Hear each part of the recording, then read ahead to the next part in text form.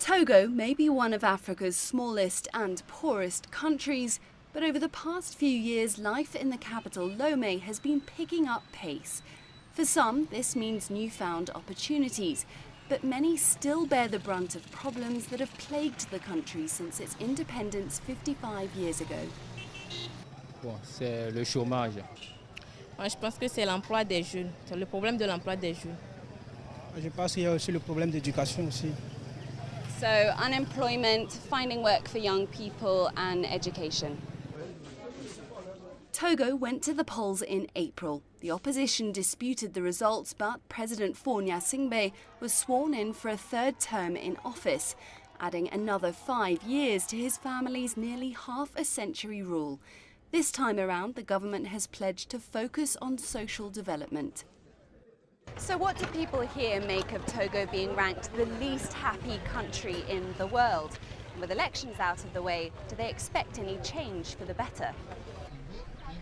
Hanukope is one of the poorest parts of the city. Most people here eke a living in the informal sector.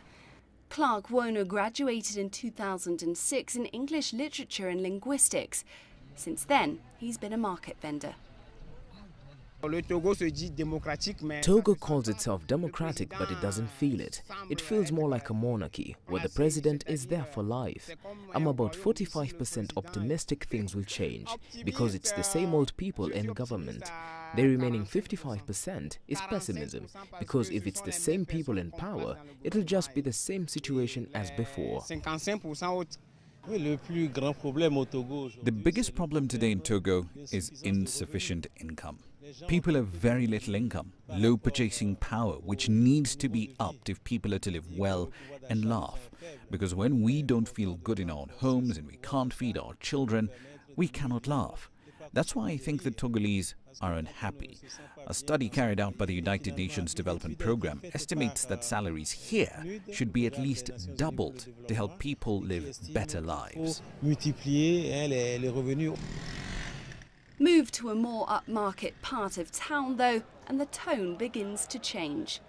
It's true. We've experienced difficulties like everywhere else. But are the Togolese the unhappiest in the world? I don't think so. There have been developments in infrastructure, banking, programs put in place to facilitate access to credit for youths and women, and a program entirely devoted for improving our agricultural sector.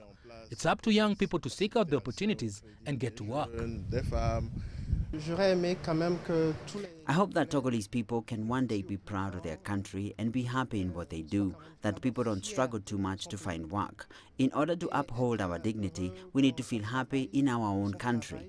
And I do think work is being done and we can hope for a better Togo. Many here dispute Togo being placed at the bottom of the pile in the happiness rankings. But they also agree that without a decent wage and access to basic services, quality of life is reduced. And that does make it harder to smile. Clementine Logan, CCTV, Lomé, Togo.